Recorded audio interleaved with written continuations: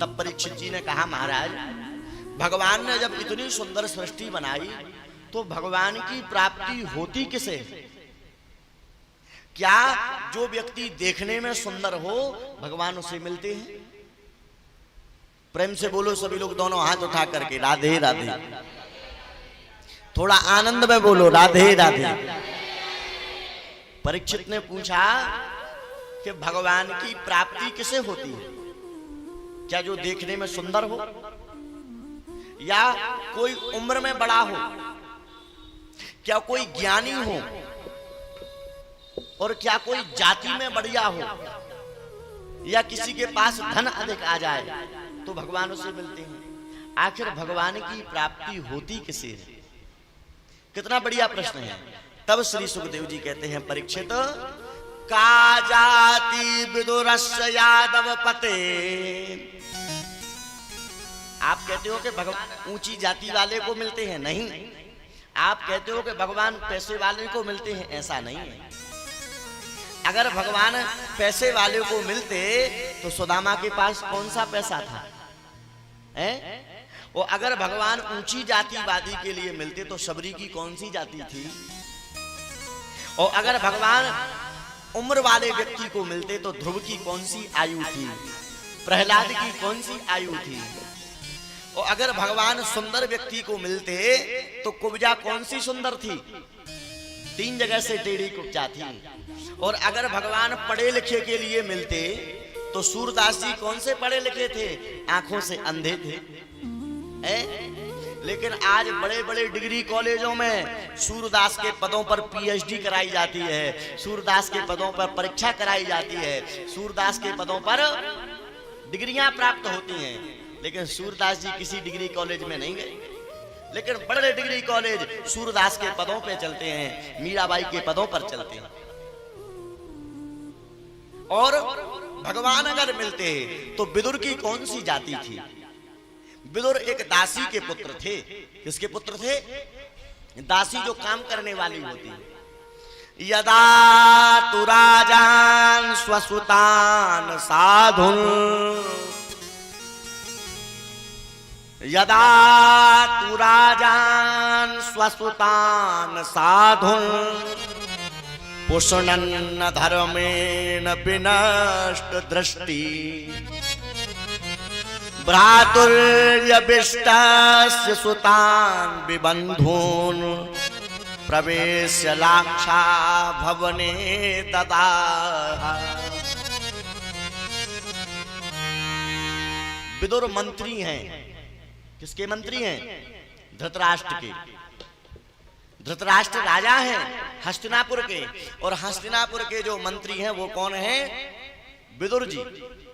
और ध्यान देना, 3 लोग अगर तीन व्यक्ति अगर हाँ में हाँ मिला रहे हैं, प्रिय बात कर रहे हैं, तो समझ जाओ नाश होने वाला है। 3 व्यक्ति कौन कौन?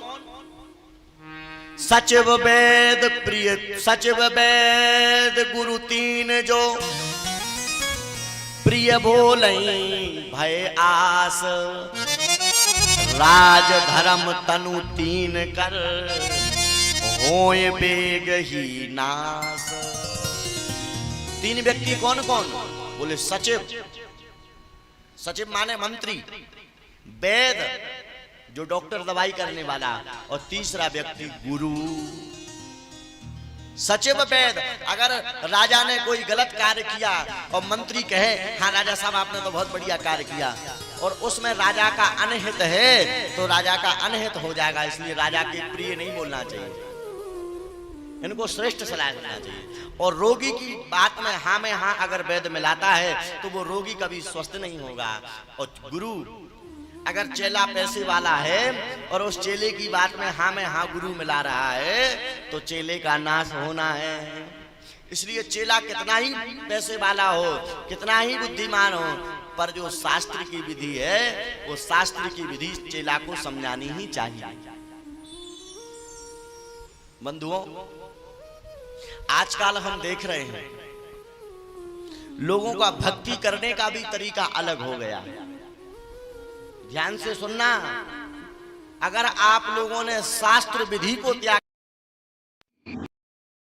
पुण्य नहीं मिलेगा, पाप लगेगा। इसलिए जो शास्त्र में लिखा है, जो शास्त्र में लिखा है वही आपको मानना पड़ेगा। अगर आपने शास्त्र विधि को त्यागा तो आपको पाप लगेगा। भगवान खुद कहते हैं गीता में अर्जुन से कि अर्जुन, कोई शास्त्र विधि को त्याग करके भक्ति करेगा उसके लिए घनघोर दंड मिलेगा।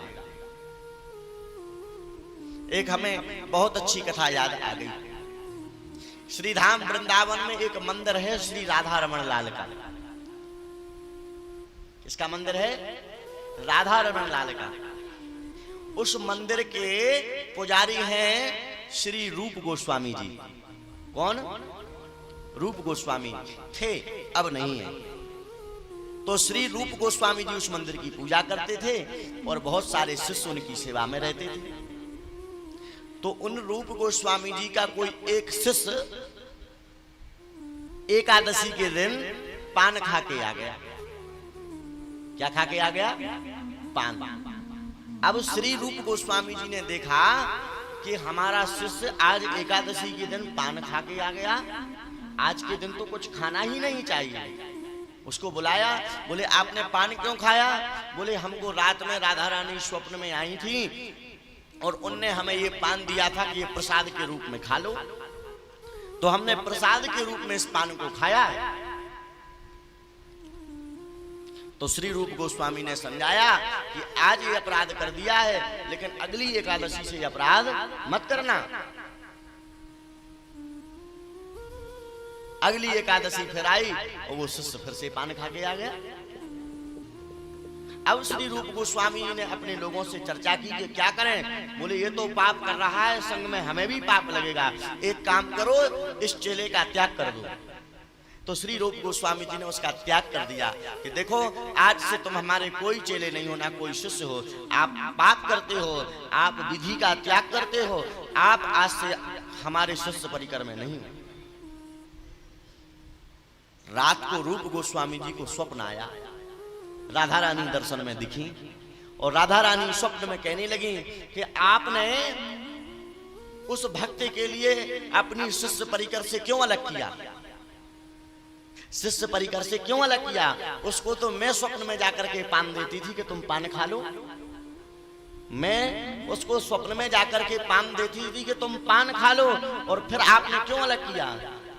तो रूप गोस्वामी जी कहने लगे किशोरी जी से, हे किशोरी जी क्षमा करना, ये शास्त्र विधि में नहीं है कि एकादशी के दिन कोई अन्न खाए तो पान कैसे खा सकता है।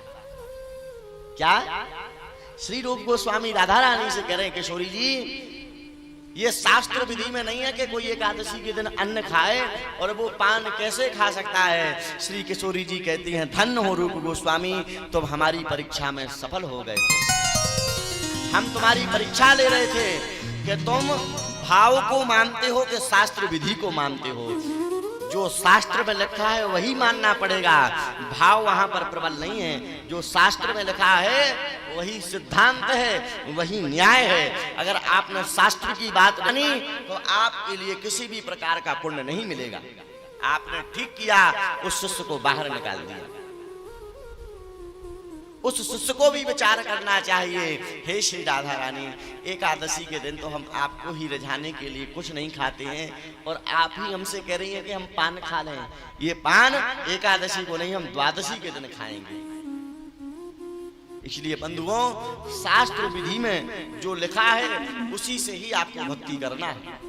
आपको जानकारी नहीं है, पढ़े लिखे ब्राह्मणों से पूछें, आप स्वयं शास्त्र पढ़ें और जो उसमें लिखा है तब आप करें, आपको उसका फल मिलेगा। आज धृतराष्ट्र आंखों से अंधे हैं। धृतराष्ट्र दोनों आंखों से अंधे, उन्हें कुछ दिखाई नहीं देता है। तो विदुर जी महाराज समझाने लगे, महाराज क्षमा करना, आपकी बाहर की आंखें तो भगवान ने दी ही नहीं, आप बाहर से तो अंधे हो, लेकिन आपकी जो अंदर की आंखें हैं वह भी आपके पुत्र मोह में अंधी हो गई। आपको दुर्योधन का पुत्र मोह ऐसा पागल कर रहा है कि आप अंदर से और बाहर से अंधे हो गए। आप अपने पुत्र को समझाएं कि महाभारत ना करें, महाभारत होगा तो लाखों नारियां विधवा हो जाएंगी, हजारों बच्चे बेघर हो जाएंगे, कितने घर अनाथ हो जाएंगे।